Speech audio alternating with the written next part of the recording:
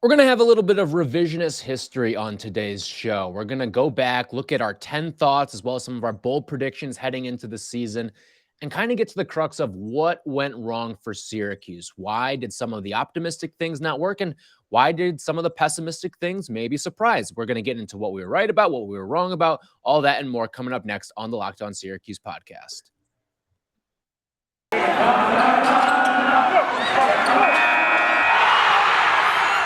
You are Locked On Syracuse, your daily podcast on the Syracuse Orange, part of the Locked On Podcast Network, your team every day.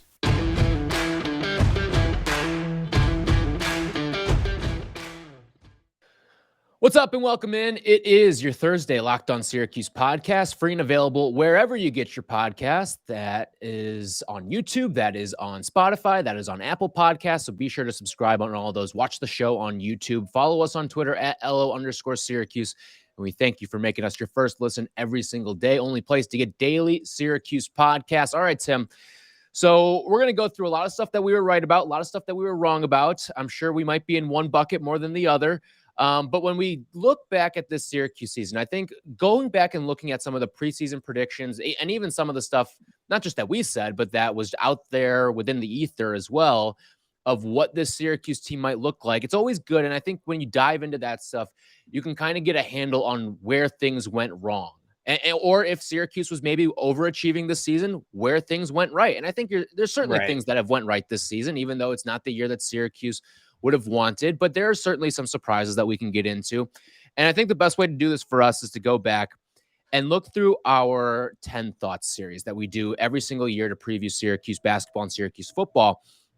So let's start with our thought number one that we had, and that is Joe Girard. We talked about, will Joe Girard have a bounce back season? And I think the correct answer is yes. Did he bounce back from last season? Yes. But has he hit the strides that we expected him to have by the time he was a junior? I think when you look at it from a micro standpoint, yes, he has had a bounce back season. But when you look at it from the macro, that's when you get into no, he really hasn't lived up to what Syracuse fans wanted out of him by the time he was a junior in the program.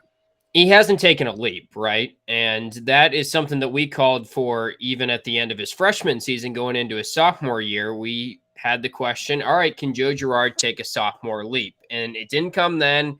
And honestly, at this point, I've talked about it some, but I don't think it's going to happen in his Syracuse career. You don't really see guys take a leap from a junior to senior season. So yes, I think he did bounce back when you consider he's shooting currently 41% from three. He's made 77 threes, so that's high volume, 160th best mark in the country from three-point range. Still right up there in the ACC in three-point percentage. He's had some big games. He's shooting 90% from the foul line. But the turnover rate and the assist rate on KenPom are the exact same number, 22.2%. That's a good assist rate. That's a really bad turnover rate. And that's still the thing with Joe Girard that's holding him back. And that's one of the things, too, is we kind of labeled him as an X factor heading into this season. We labeled him as an X factor down this final 5-game stretch.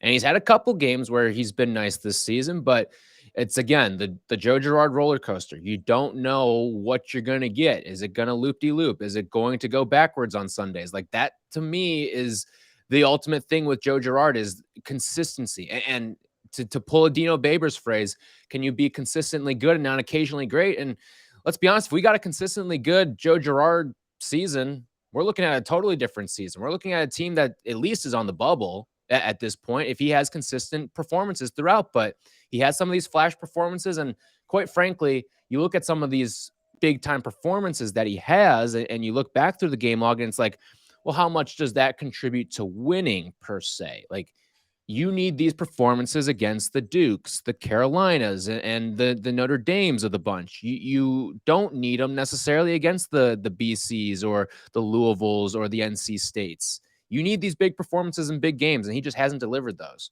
Yeah, and when he doesn't reach double figures, it feels like Syracuse is an entirely different team.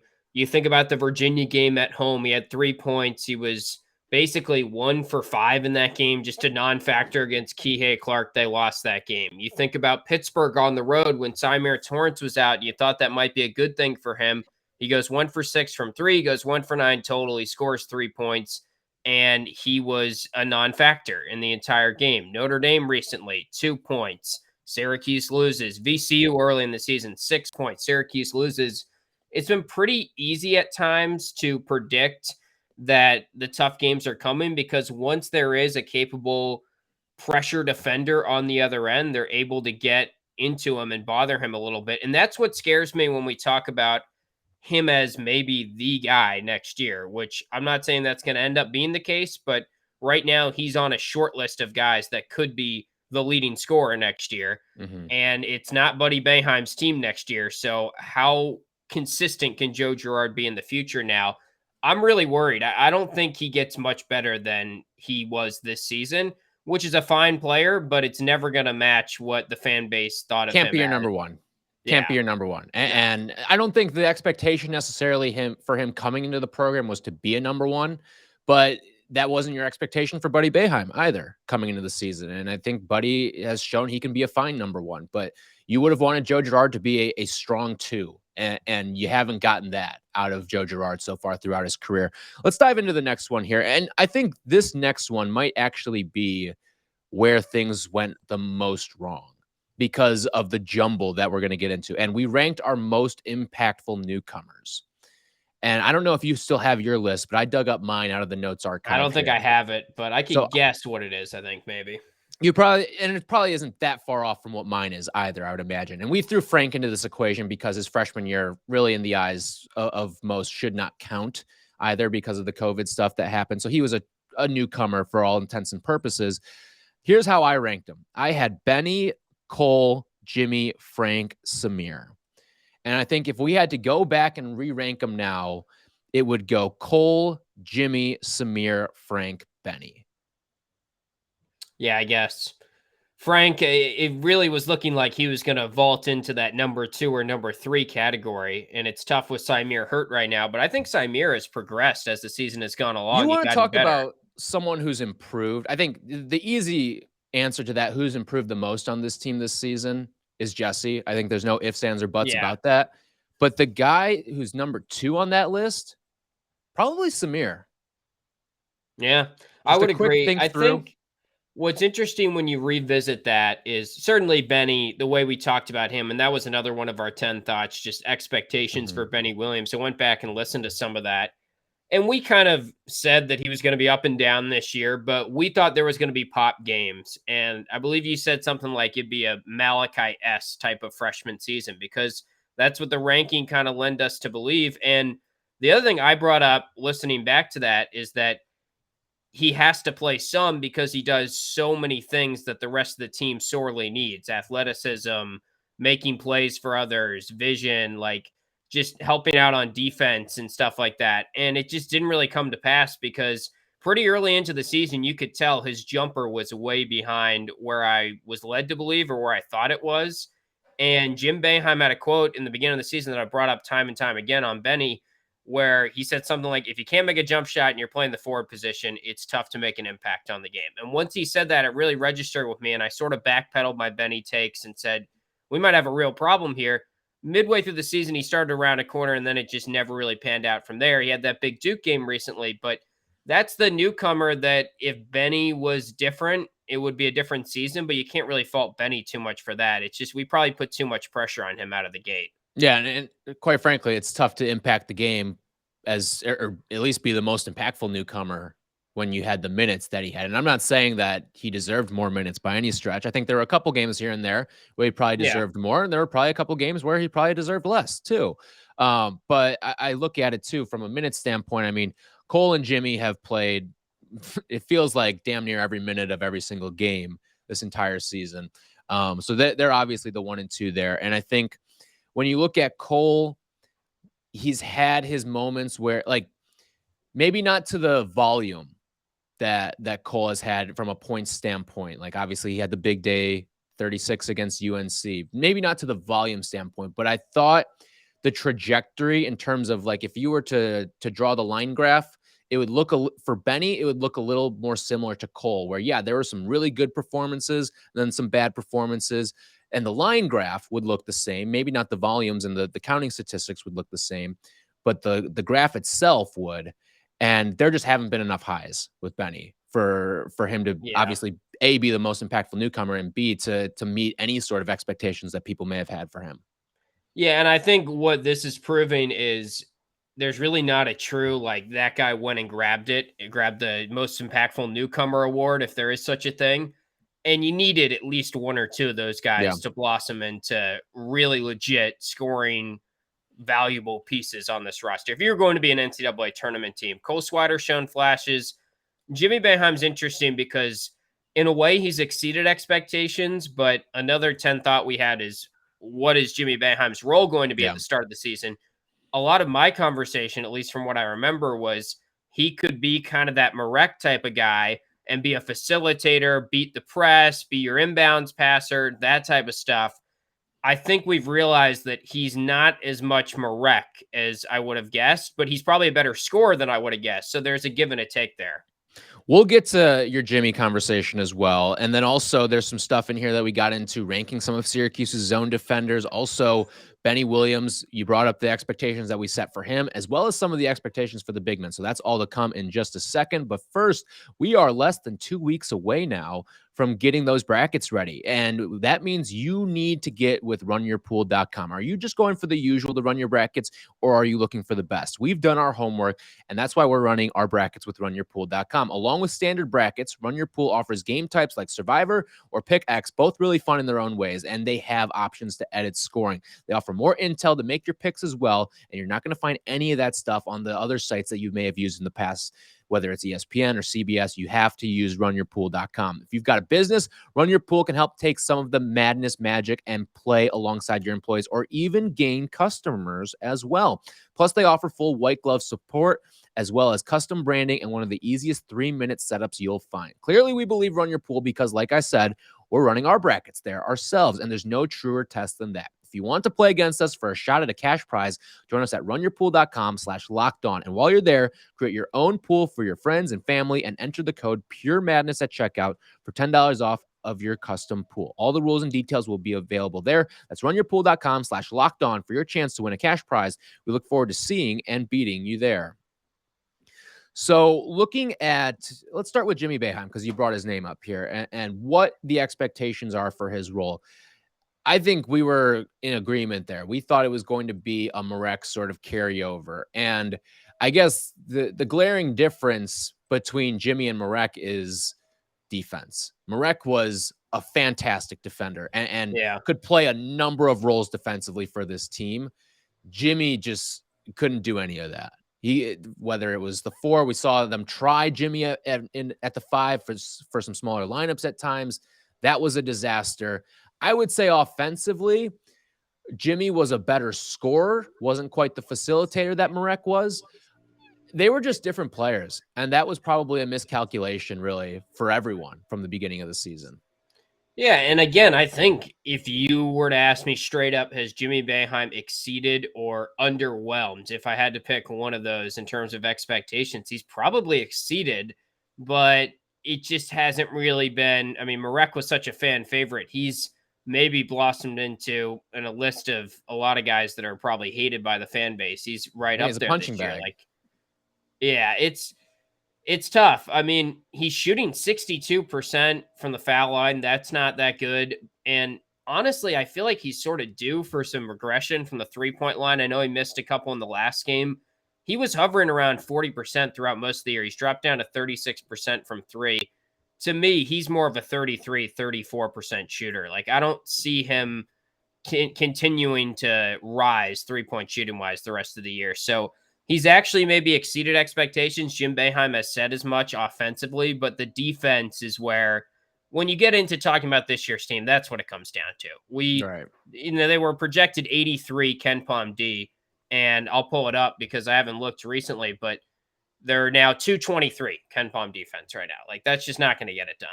Right. And we thought it was bad when it was 123. And there's 100 more spots to go too that this team could find itself. But looking at, like, has Jimmy exceeded expectations? Yes. but his exceeding of expectations hasn't gone in the path that Syracuse fans maybe wanted. And the path was probably more important than the actual production. If he was to exceed expectations or even just meet expectations in the manner that Syracuse fans sort of wanted, you're looking at a totally different player and maybe even a totally different season. But because of the way that he went about it offensively, he was just, I think, a much better scorer than anyone could have anticipated in this league. And the jump for him offensively from a scoring standpoint, there was no talk of a drop off. It was, I mean, he has absolutely shattered my scoring expectations this season. It's just he hasn't done any of the other things as well as we thought he would do. So certainly a frustrating thing there. Let's get to Brahma Sidibe, because this was another thing that we brought up. What's next for Brahma Sidibe? And when you look at, I think it's kind of a moot point in terms of when looking back on it, because at the time we didn't think Jesse would be doing what he did this season. Sure. And if Jesse plays that way, and even with the foul trouble that he did find himself in, you can only be so impactful in the 7 to 10 minutes that you could be out there. And with Brahma's health, as we kind of noted all season long, probably wasn't going to see most of those minutes, especially when you have Frank, who's just the healthier option. But so it all kind of becomes moot at the end. But for Brahma Sidibe, we didn't think he would really do a whole heck of a lot with this team. At least I didn't at the beginning of the season. And for him to give the minutes that he's given the last 2 or 3 games in the absence of Jesse and with Frank really struggling, that to me is more than enough to make this a successful season for Brahma. Because quite frankly, I thought you might be able to count the number of minutes he played this season on 2 hands. Yeah. Well, even when we had the conversation after Jesse got hurt, I think you weren't the only one, but a lot of people were skeptical. How effective is he going to be? How much is he going to stay on the court? How much is foul trouble going to rear its ugly head? Because he can't jump. He can't elevate at all. He's 50% of what he used to be, but he gets in the right spots, and he's been pretty invaluable. Like, he had a go-ahead basket with a minute left on the road at UNC. Yeah. It was a tip-in, but he made a big overtime play in a game against Georgia Tech, I believe, where, he's come through in some big moments here. It eventually isn't going to mean much because the season's kind of lost by the time he was playing a whole lot, but it is kind of a feel-good story and a good way for him to go out. And there was some conversation when he first said, "I'm coming back," in the offseason amongst us, amongst other people, like, is he going to be healthy? Why would he even come back, right? Because you got Jesse, you got Frank, that the knees have been a problem. And I guess it's been worth it because he probably enjoys school and loves being around the team. And by all accounts, he's a great teammate. So it's been good to see at least that the one positive from Jesse's injury is Brahma's gotten kind of a proper send-off, getting to have some big moments after fighting through some injuries. Right, exactly. Real quickly, I do want to hit on one more that we discussed in the preseason. Is Buddy Boeheim an All-American? And it's not hard to go through that now. He's not an All-American. But could he have been with maybe some more support? And I think that was probably the crux of the Buddy Boeheim All-American candidacy. Like, if guys just kind of did their roles a little bit better and Syracuse was in a better spot as a team, we may be looking at it differently, because at the end of the day, Buddy Boeheim's averaging about 19 points per game right now. Like, he's put up his numbers and done everything that's sort of been expected of him, but Syracuse just hasn't been a part of the spotlight one bit this season. Yeah, I think I settled on that it was maybe 50-50 or slightly less than 50-50. I believe that's what it was, yeah. Yeah, for if he was an All-American. And I think this season has pretty much gone how I've expected it to go for Buddy. It's not like he's taken a quote-unquote leap, but he has, in my opinion at least, maybe people disagree, I think he's validated what he did in March a little bit last year 100%. By being a number 1 guy throughout an entire season, being the second leading scorer in the ACC. It's a down ACC, and he gets a lot of shots, but still, it's just the team's not good enough. And that was kind of my basis to be an All-American. Like, Max Asmus is probably playing just as good as he was last year for Oral Roberts, but they haven't gone on a tourney run or they haven't been nationally relevant. So he's not going to be an All-American this year. But it's not like he got progressively worse or we should evaluate Buddy season as a disappointment because he's not an All-American. Right. I totally agree with you. I think that you say validated, and the words that were going to come out of my mouth basically echo the same sentiment as he picked up where he left off from the Yeah. tournament run. And I think that to me was enough. But you're right. It ultimately came down to the team success. And that's probably the reason why he's not going to make any All-American teams this year. Thanks again for making Locked On Syracuse your first listen every single day. Be sure to check out the Locked On Bracket Breakdown March 14th right here on the Locked On Syracuse podcast feed and YouTube channel.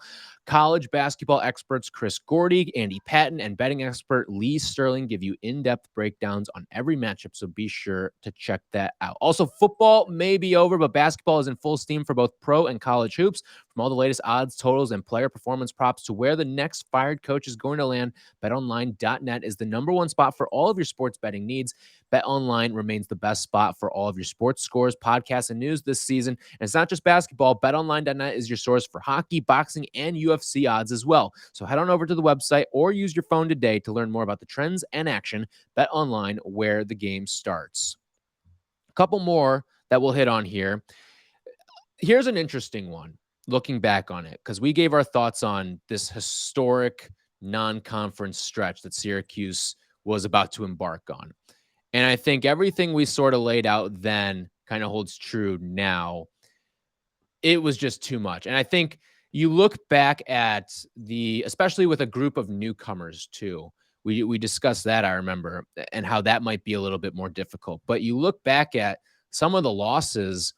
I mean, there were games that you looked at from November 9th through December 29th. And it was like, how the hell did you lose that game?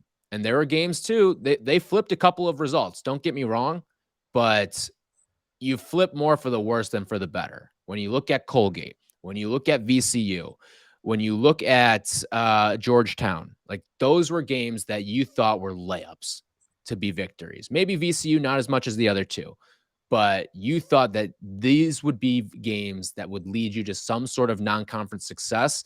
Like you can live with not beating Villanova. You can live with, if you had known at the time that they were playing Auburn, you could live with not beating Auburn. But some of the other inexcusable ones, that kind of set the tone more so than the losses that you had against some of these good teams in the non-conference. Yeah, it is sort of interesting. Like looking at KenPom now, his algorithms are constantly evaluating your strength of schedule, and it changes based on how other teams are doing. The non-conference strength of schedule for Syracuse is 85th in the nation. So it's not like it was historically tough.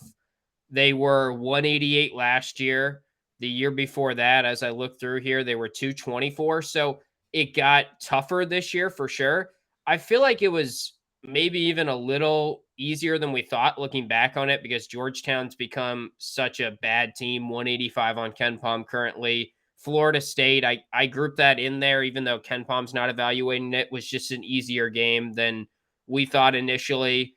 Arizona State turned out to be kind of a easy win, and they did get that win. But it's just so many games in such little time that really hurt Syracuse when I think back on that stretch. The idea that they won the Indiana game in double overtime is sort of unbelievable when you factor in that they had just come off Colgate, then the battle for Atlantis, where they were just gassed playing against Auburn in that third game. And they weren't going to beat Auburn anyway, but it was even tougher with so many games in such a little stretch.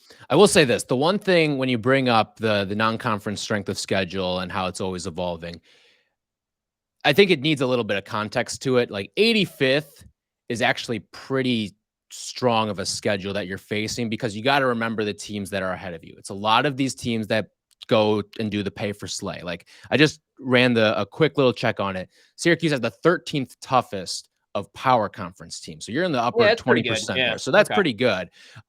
Because you look at like some of the teams that like the top 10 are sweat. What do we have? 7 SWAC teams, 2 ASUNs, and a Sun Belt. Right. So like those are the teams that are going out getting killed by the Gonzagas, the Kentuckys early on in the season. So just wanted to provide that little bit of context. That makes it different. When we were talking about from a historic standpoint, we're talking more from the Syracuse has never played a non-conference like this. And it was the most teams inside the KenPom. I believe it was top 65 was the number we settled on when it was all said and done. to open a non-conference. And it was the fewest in the Boeheim era that they had played at home, the fewest home games that they had played in the non-conference as well. So it was certainly something they weren't accustomed to, and certainly something that I wouldn't even say derailed the season, because you just should have won some of those games. Like the losses, the expected losses, fine. Like lose to Villanova, all right, cool. Lose to Auburn. It's the games that you were supposed to win that you didn't that really changed the tenor of the season heading into ACC play.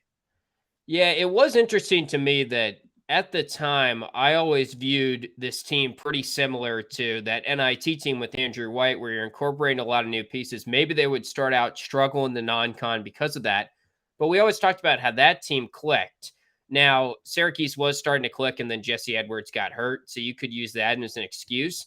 But the way that they started out early January sort of sunk them to a new low of losing to Virginia, Miami, Wake Forest in succession. Then even January 25th, you fall to Pittsburgh on the road. The NIT team was already sort of rounding into form by that point. That's when Tyus Battle was starting to hit that shot against Clemson, and they were starting to win a lot of games. Now, they had some really, really bad losses in the non-con as well, but Syracuse giving up 100 to Colgate, giving up a loss to Georgetown that just continues to look terrible over time is really still head-scratching. Right. Another one that we talked about, and I do want to get into because there's something I want to lay out with it, is Benny Williams' expectations and what we set out for him. And I think a lot, it's not just Benny Williams, but a lot of freshmen, especially highly touted ones, caught a raw deal this year. And what I mean by that is just the nature of how the recruiting services work, because a lot of them are going to be fed by coaches telling recruiting analysts this, that, and the other. Well, it's a lot tougher to do that when you're not seeing these coaches at these events, because that's where a lot of this information gets gained. And I think for the most part, it was tough to evaluate this class as a whole because nobody went out and really saw these guys play on the AAU circuit. All those tournaments got canceled. I mean, let's just take a look at some of these freshmen too. Like, sure, there were certainly some hits. Chet Holmgren hit. And I think that one's probably an easy one. Right. That's an easy one to hit on too. He's a 7-foot unicorn that can shoot. That's going to play. Paolo Banchero. All right, that's a hit. Congrats, 2 for 2. Let's just go around where Benny's ranked. I think that's a better way of doing it. Well, even I think you can even stick in the top 10 a little bit too, like Patrick Baldwin. He's a guy who went to Milwaukee, was supposed to dominate that conference. Hasn't done a whole lot. I know he had some injuries too, but hasn't done much. Caleb Houston. But I think he's just, I don't like that example because he's just, it's the same thing as Max Asmus. Like he's not going to be in the national conversation because it's Milwaukee. So yeah, but that doesn't excuse him for not going out and beating up on, like if Paolo look at some of these other guys around him. Like Jabari Smith was ranked 1 spot ahead of him. Jabari Smith is tearing up the SEC. Shouldn't Patrick Baldwin be playing much better against Horizon League competition? I think the answer is pretty simply yes. Yeah, I think what's better to do is say, all right, who was around Benny that's a power conference player? How have they fared? And it's pretty hit or miss. I think pretty much top 15 guys are top 15 guys. Like even AJ Griffin was ranked 18th on 24/7 Sports. Some of these other top 15 players, Ty Washington, JD Davison, Caleb Houston, like they've all been pretty good for the most part. But there's misses in there. I mean, you look at Caleb Houston and Peyton Watson, they haven't done a whole heck of a lot at their respective destinations. Yeah. I look at a couple others too, like a name that even Syracuse was in on, Brandon Huntley Hatfield, hasn't played a whole heck of a lot at Tennessee this year. You look at, let's see, I'm looking through some of these other names, like Bryce Hopkins at Kentucky hasn't done a whole heck of a lot for them. Like a lot of these guys are sort of sitting in the same boat, and they're all top 40 guys. Yeah, I would agree that once you get into Benny's range, it's not like he's some outlier here. I mean, Villanova's got a couple guys in the top 100 that are not on the roster. So it is a little disappointing that it went that way for Benny. But as we've talked about a lot, it's not that unusual. It just sometimes doesn't happen for freshmen. And Jim Boeheim's brought up how he was a guy that had a huge growth spurt. And for all his life, he played like a guard, and now he's trying to get him to learn how to rebound, how to be physical, how to score inside, how to try to use that part of his game. and it's just going to take some time. Plus, I think the biggest thing for me is the shooting. Like, even watching, there was a photo on Syracuse's Instagram recently of him just shooting warm-ups, and they froze it right at the top, and his guide hand's kind of like over the top of the ball a little bit. So it just doesn't look like the shooting form was as crisp or as dialed in as maybe we would have thought. Like, the jumper's just too flat right now to be effective. Yeah, and it's something that he's going to have to work on, and he certainly can. Like, shooting is one of those things that you spend a lot of time on it. It can be an easy fix. I mean, that's one of the things where NBA scouts aren't necessarily afraid to take a chance on you in the NBA because you can't shoot, because we've seen a number of players just become much better shooters when they give it some more time. Last couple that I want to just sprinkle through here. We hit on the non-conference. Jesse Edwards, I mean, yeah, he was great. Shattered expectations. I think we can leave it at that. In a word, or in a phrase, he shattered expectations. There really isn't a whole heck of a lot more than that. And then getting into some of the other things we discussed, where Syracuse would finish in the conference. I picked them 6th. I believe you picked them 7th. I think 7th. Yeah. Something in that neighborhood. 8th or 9th. So they'll finish, 8th or 9th. And quite frankly, it doesn't make a whole heck of a lot of difference between 8th or 9th. Right. But the ACC was even worse than I thought. And I wasn't that high. Yeah. If you told me the ACC was as bad as it was, I would have probably picked Syracuse a little bit higher. Yeah, but, me too. And listen, like we all also discussed, I think at one point, like, what's the path for them to finish top 4, top 3? And it was sure as hell, wide as hell open. I mean, you look at the teams that did slither into the top 4, 3 spots right now. Notre Dame and Miami were not necessarily expected to be there. How about Wake Forest? They were, and Wake Forest. Yep, that's another one. 14, I think, in the something in the that polls. neighborhood. Yeah, right. And they found their way in. So it was there to be taken to get one of those top 4 spots, and a couple teams took advantage of it this year. The last thing that I'll hit on here, the bold predictions. I don't remember what yours were, but I do remember mine. My first bold prediction, I think, was Syracuse would be a top 40 defensive team. That could not have been more wrong. No. And then these the other bold one, predictions. Yes, these are bold. Yeah, you got to go out on a limb for these ones. And then my other one was that Cole Swider would be the best transfer in the ACC, which obviously was wrong because Alondas Williams and the production that he gave. I still think Cole Swider was a solid addition, and it's a transaction I would have made again. But over Quincy, I don't know. But again, like, would I take him over Quincy? No, certainly not. I shouldn't. Transaction was probably the wrong word. I should say. I get what you're saying. Yeah. Good addition to a team that needed that type of player, but it probably was a downgrade from what we had at that position last year. I believe one of them was, we will see more of Jimmy at the 5 than we think, and less of Frank, which I don't really know if that was a hit or not, because there was that Wake Forest game where that came true, but there were also other games where Frank was a pretty big factor off the bench, and Frank was playing well until this funk that he's gotten in here. So that's kind of been true and not true, because Brahma stepped up as well. The other one was Symir Torrance will not be a part of the ACC rotation, was one of my predictions. He's gotten hurt recently, but I think he has gotten a lot better as the season has progressed. I was low on him at the start of the year. I was just about as low after the first 10, 15 games. I didn't see much of a scoring punch from him to provide a ton of minutes, but he has really blossomed into a guy that I think I'm a little bit excited about next year. The final thing before we get out of here, looking at the defensive numbers, and that's again what this all comes down to, is the defense just totally underwhelmed this year. And there was no way they were going to be successful with how bad the defense was. Mm-hmm. I did some digging on the KenPom history of turnover rate percentage on defense, and I tweeted this out, but they're 257th in the nation right now in turnover rate on defense. Turnovers forced, however you want to phrase it. That is as bad as it has been in the zone era for Syracuse. And you go back to 10 years before that, they averaged 53rd in the nation. So my point is, the defense has been bad, and it hasn't been because they're not rebounding, or the field goal percentage at the rim defense has been about as bad as it has been recently. It's the 3-point defense has struggled, and the turnover percentage has really dropped. And that just comes down to athleticism. So actually, to put a positive spin on it, more athleticism next year, maybe that's a stat that you get back in your favor, and you're back on track a little bit on defense. Just looking at it, I mean, KenPom ranks, I think, about 500 players, or well, it shows you the ranking for like the top 500 Yeah. players when it lists out the roster. And I'm looking this year, they've got one guy who's got a ranking next to their name, and it's Joe Girard. And they usually dominate that. I mean, every think year about how they're up many there in times. steals. Yeah, think about how many times like Trevor Cooney and Mike Benajay were near the top of the leaderboard. Frank I think they were Howard, 1-2 a couple times too. And then I look even last year, Kadari Richmond was 13th in the country in steal percentage. And then you had Alan Griffin, who has a ranking next to his name, and Joe Girard has a ranking next to his name. Like, Yeah.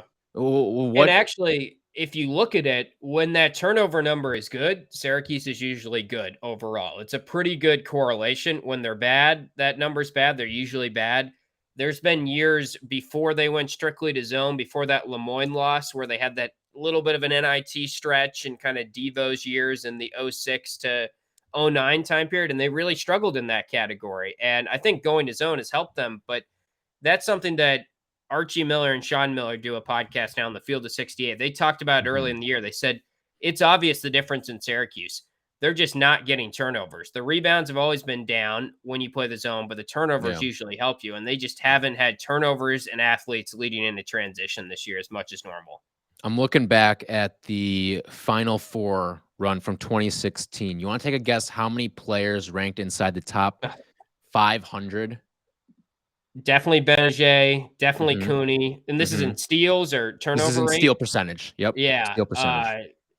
I mean, even like Frank Howard off the bench that year might have ranked inside. I don't know, Frank, like it looks 4 or like he 5. may not have qualified because he had a really high percentage. He had like a 3.1 percentage, which actually matched Benajay, but he must not have Malachi qualified. probably did. Yeah. How Malachi many did was not. it? The other two were Daewon Coleman and Tyler Lydon. Okay. And So I mean, you're 4, talking that's a about lot. four of a rotation of 7 guys. Yeah. That's gonna do it. That'll do it for you defensively. So, all right, that's gonna do it for us here. Tomorrow we will be back recapping anything crazy that Jim Boeheim may say on his coach's show, as well as get into a little bit of Miami as well, prop shop picks, all that fun stuff. So for Tim, I'm Tyler. We'll talk to you guys tomorrow.